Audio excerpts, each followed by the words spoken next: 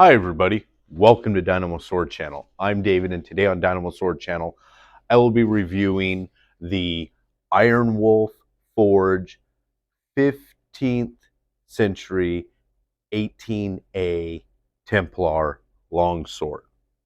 So, how does this sword hold up and or fare amongst other long swords in its price range, as well as hold up to the historical Type 18A it is based on? Well, stay tuned. We'll find out.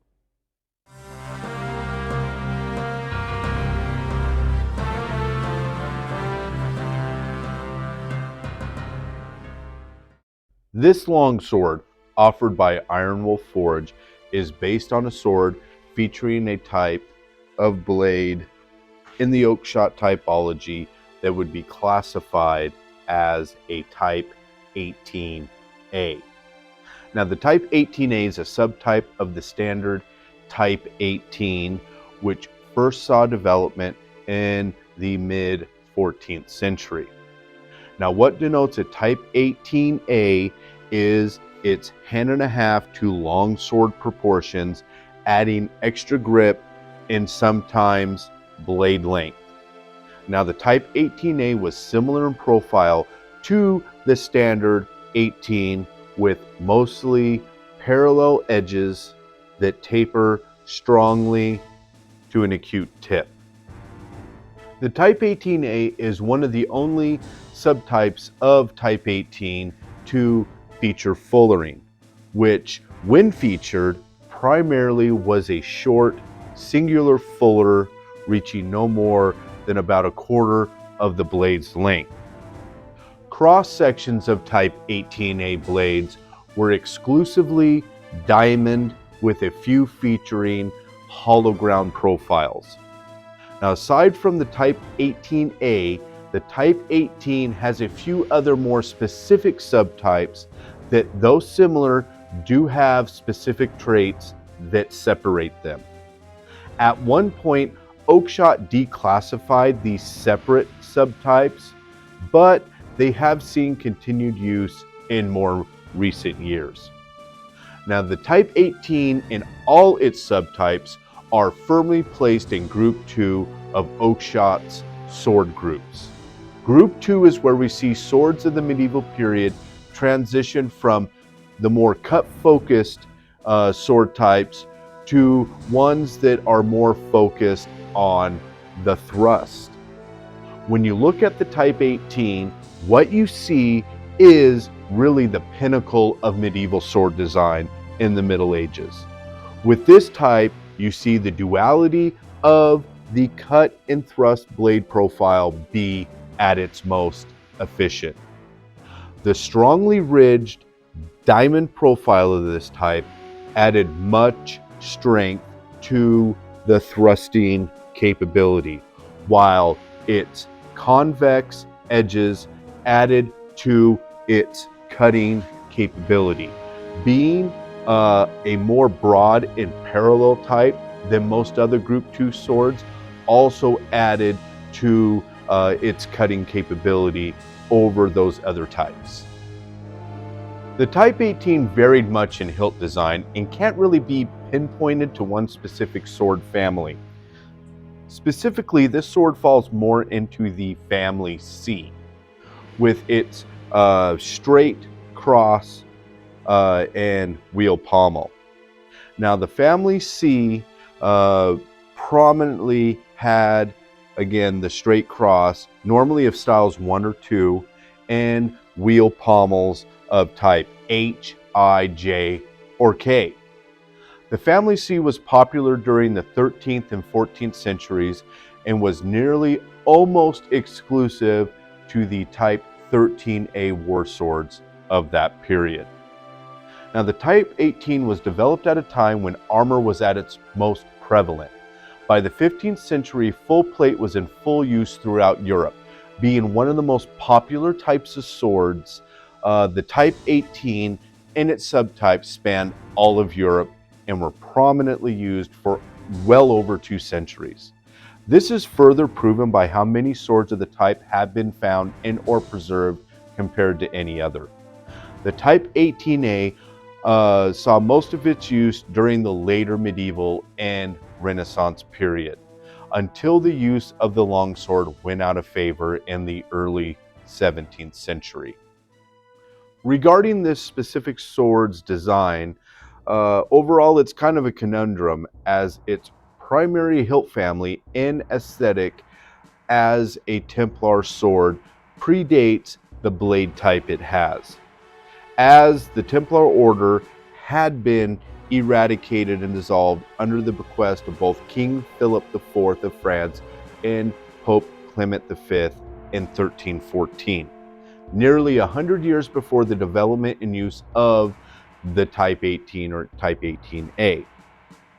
You know, you could also say, in a sense, due to the kind of the culture back then, that it would be definitely considered taboo in that religious medieval society to have Templar adornments on a 15th century sword due to their eradication from the church.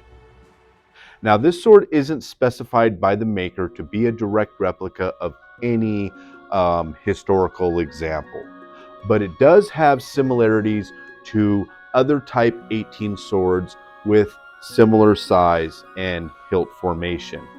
For example, the sword of Alberic II, shown in Records of the Medieval Sword as 18A1 on page 186, as well as multiple miscellaneous in the multiple miscellaneous chapter as number 8, 18A on page 223. In closing, there's much to be said about the Type 18, enough to cover a whole video, which again proves just how prominent this type was and why it does earn the title of the superior knightly medieval sword in the Group 2 later period.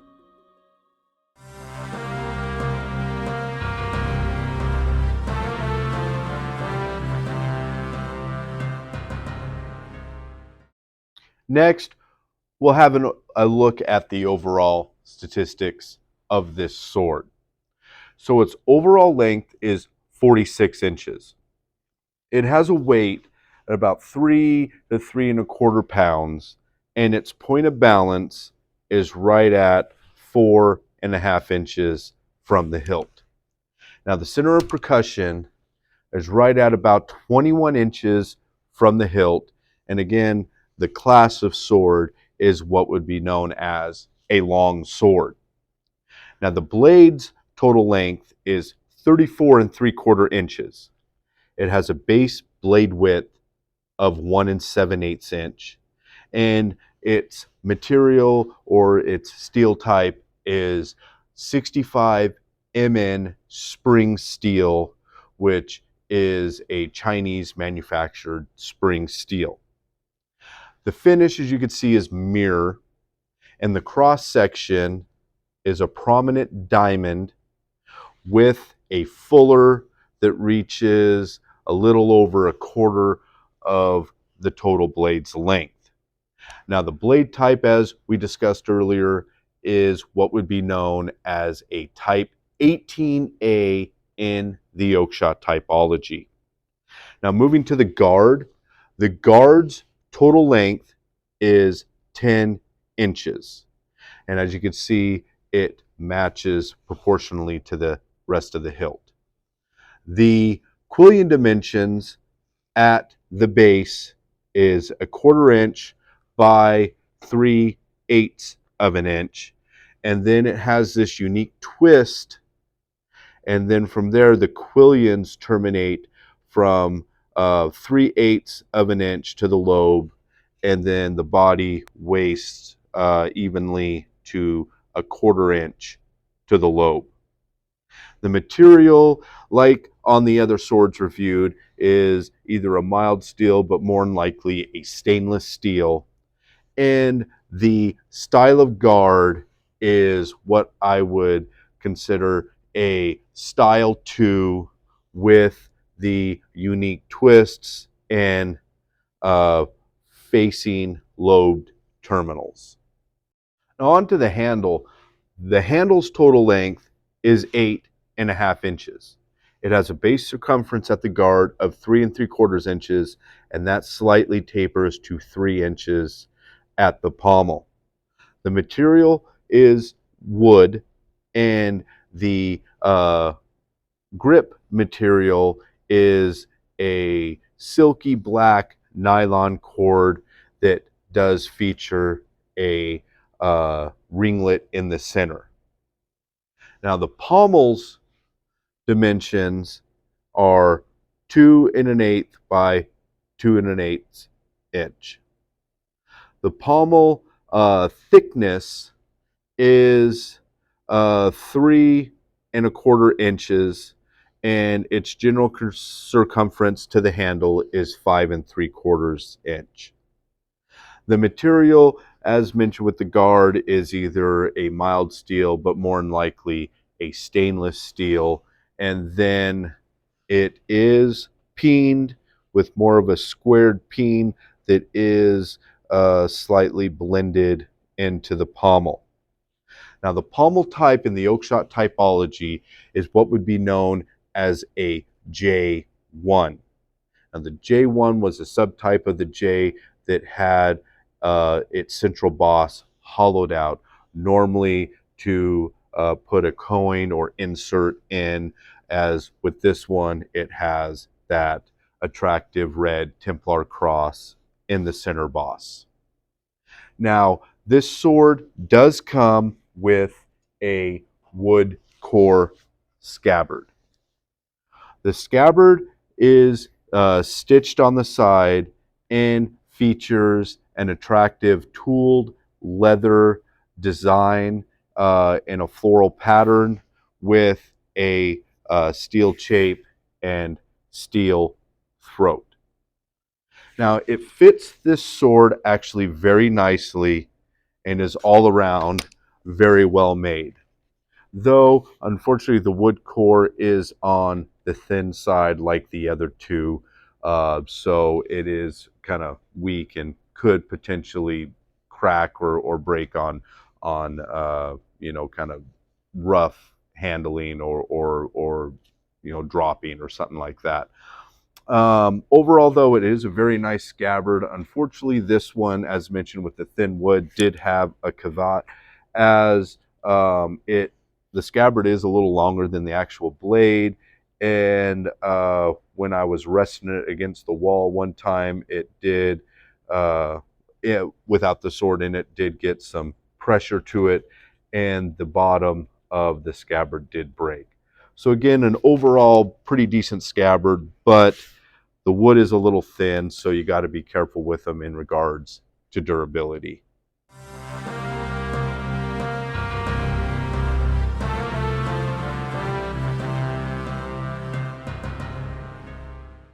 So this sword is new to the market and should be released soon under the brand name Iron Wolf Forge in around the mid-spring of 2024.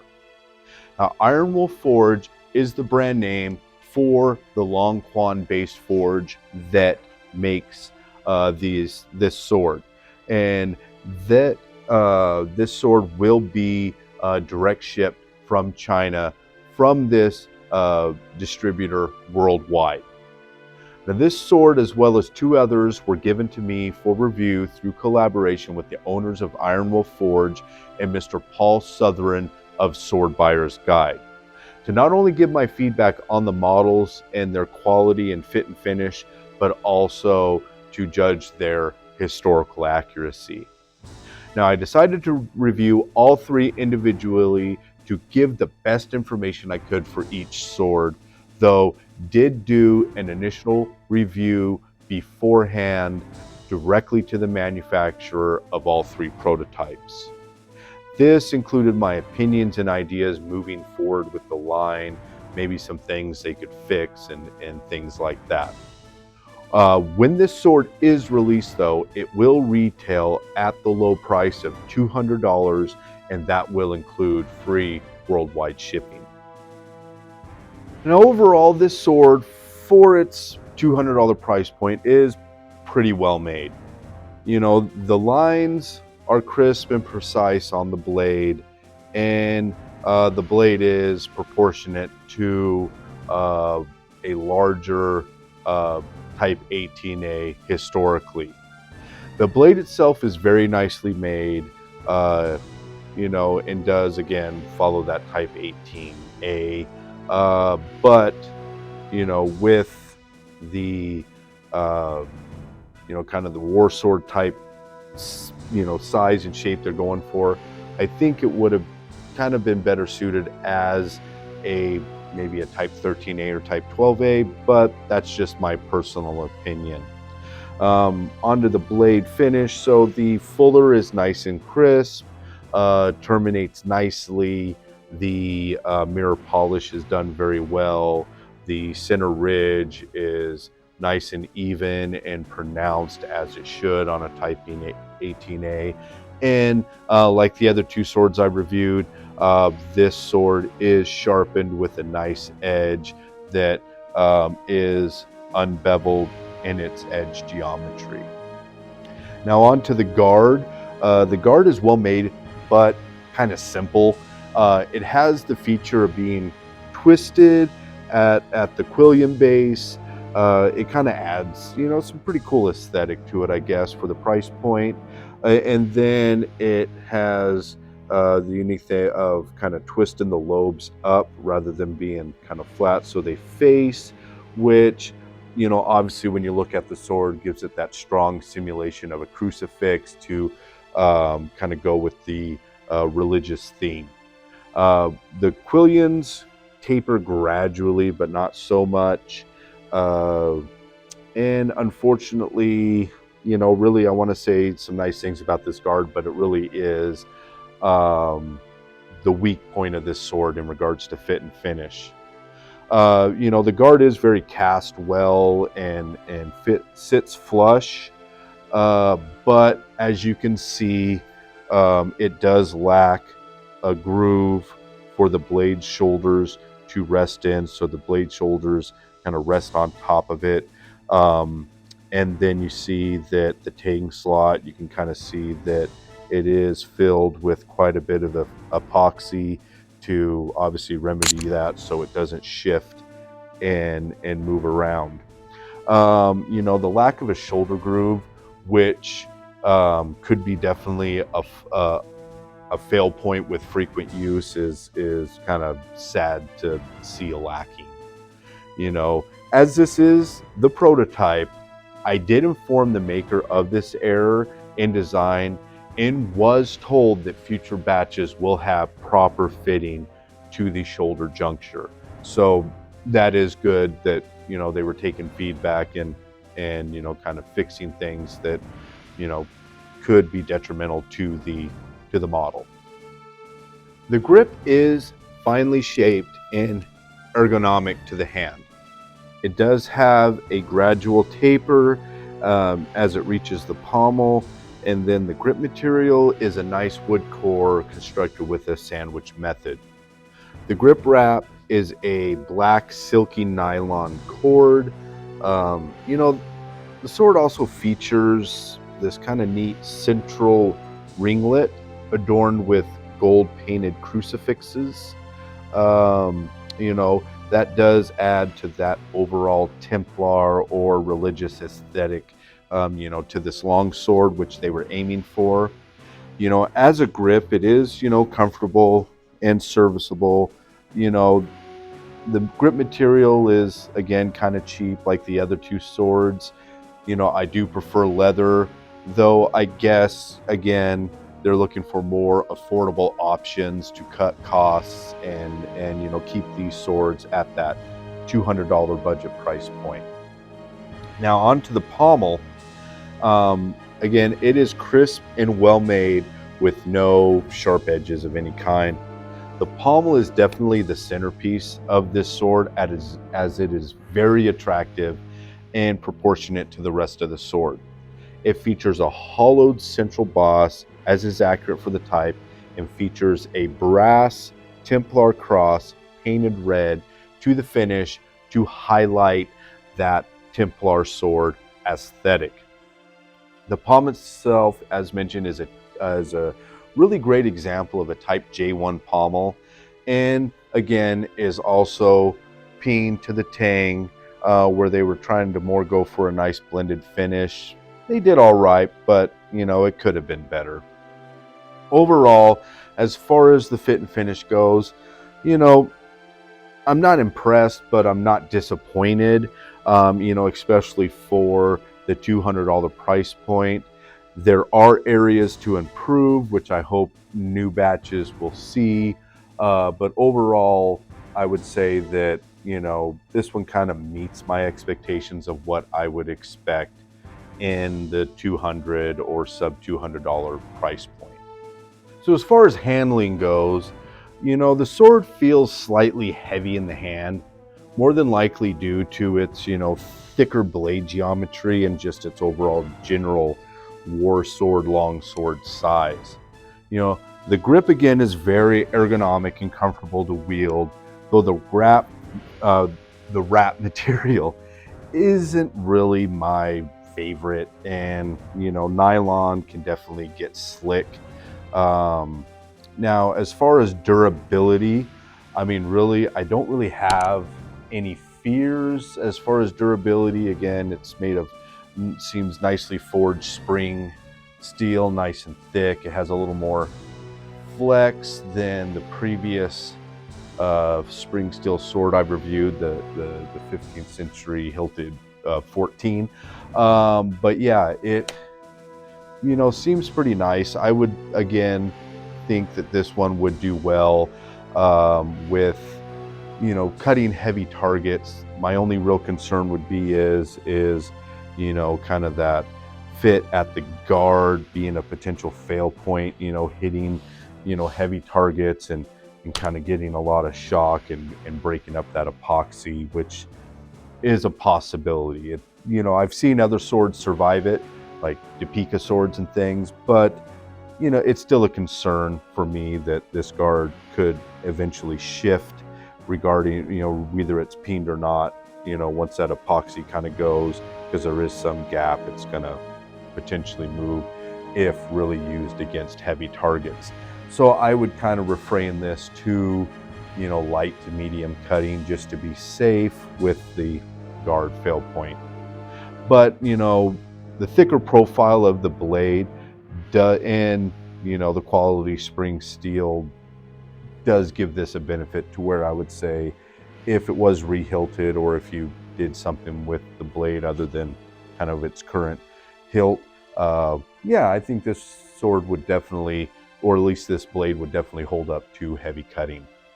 Now overall, much like the fit and finish, I do like how this sword kind of handles for the size. You can use it two-handed, it's not too heavy, but for most it probably is. I kind of like a heavier forward balanced sword. I think it helps with edge alignment.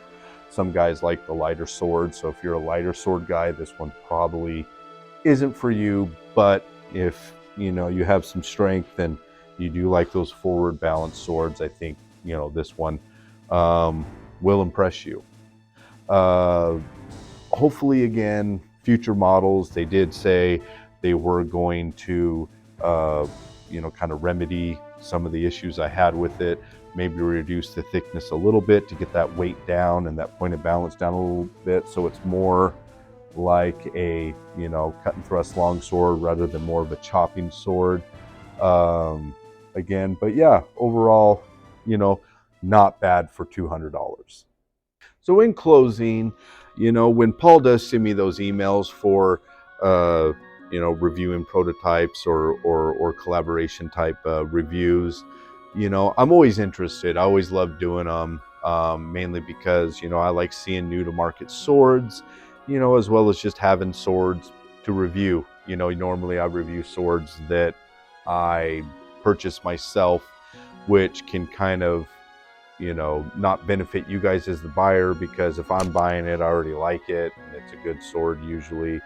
But still, with these, it kind of gives me something to review that I haven't really researched myself, so I kind of have to learn the sword as I go. Now, these Chinese swords kind of can be hit or miss. You know, I've mentioned this before, but the historical accuracy, you know, the fit and finish, the focus on, you know, kind of blade typology and hilt families can kind of be lacking.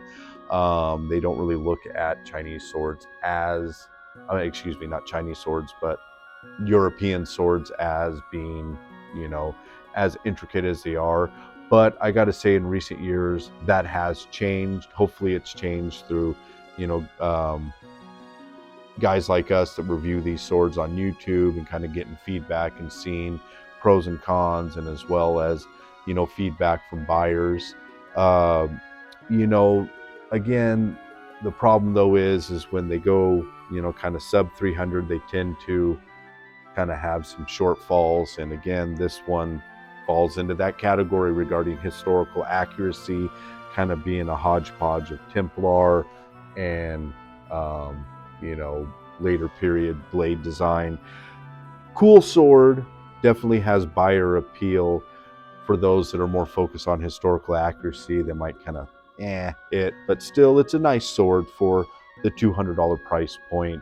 And again, I'm seeing a really big improvement in the Longquan Chinese market, you know, offering these swords, trying to compete in that European sword market. And for the most part, they're doing a pretty stellar job, especially at the sub $300 price points, which again are, you know, very focused on, you know, the modern budget enthusiast that doesn't have a lot of money for a sword, but wants something that's nice, functional, and, you know, they can enjoy in their collection. Well, I think that's going to be it for this review. Well, I hope you enjoyed viewing it, and that it helps with your opinion on this sword and if it's for you or not. Be sure to like and subscribe, as well as look out for future content from Dynamo Sword channel. Thanks for watching. I'll see you next time.